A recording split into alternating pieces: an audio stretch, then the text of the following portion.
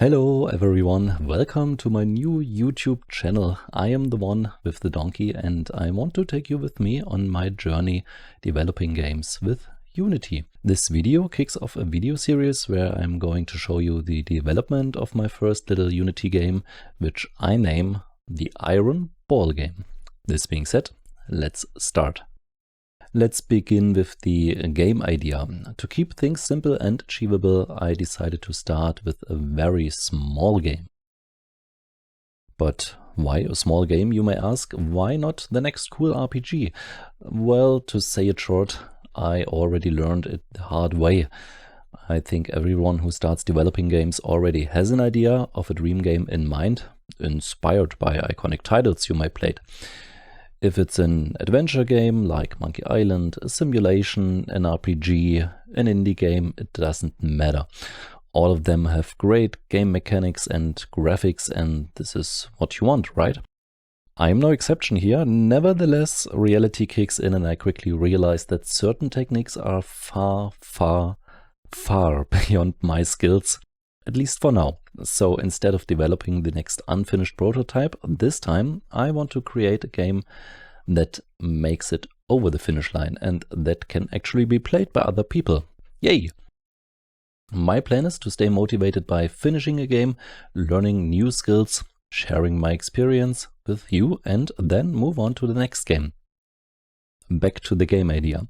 As I already mentioned, the name of the game will be the Iron Ball game. But what actually is that? Where does it come from? I searched Google to find a picture, which is harder than expected, in order to illustrate the idea to you, and here it is. It has actually no real name, as far as I know. The goal of the game is to move little iron balls into even smaller holes.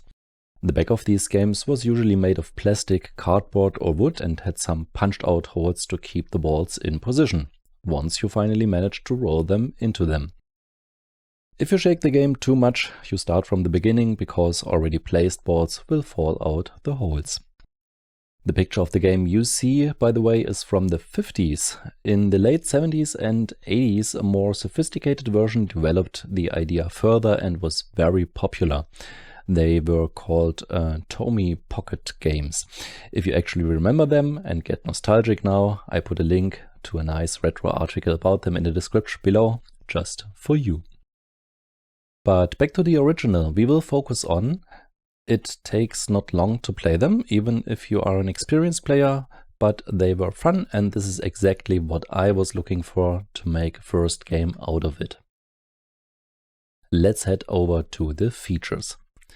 In order to keep me on track and to measure success, let's define the features of the Iron Ball game. This will help me to clearly say when it's finished, and it helps me to avoid wasting time for additional features that may come around during development. This being said, my game should be able to do the following things.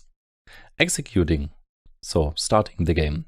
It's funny, yes, I know every game should be able to being started, but you soon see where this leads to. The next thing we will have is a menu with 3 options: New Game, Settings and Quit. And my game will have 3 different levels with different amounts and balls and obstacles. It should also support sound for the balls and a noise when they hit the walls. And here you see why I noted down all these things. I expect to learn the following from each feature. I want to execute the game.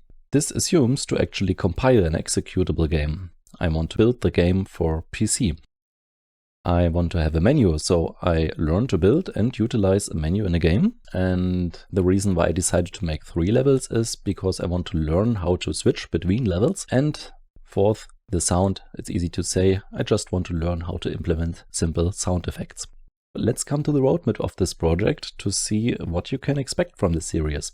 In the first step, I will develop a prototype to see if my idea is even feasible. I learned if I'm unable to create a prototype, I won't be able to create a game at all. Second step is to create the actual game. I try to show you each steps in the following videos. And I want to dip my feet into Blender because I already know we'll need it to create a 3D model that we can use in Unity. I will also make videos out of that to show you the necessary steps in Blender. Once finished the game, I will make a video with things I learned to share my experience with you. Okay, wow. I hope you are excited as I am. If you are interested in my first coding adventure, you can follow my channel by hitting the subscribe button under the video. Also, feel free to leave a comment and share your thoughts on this project. This will also keep me motivated, and I try to answer all of your questions, of course. So, see you in the next video.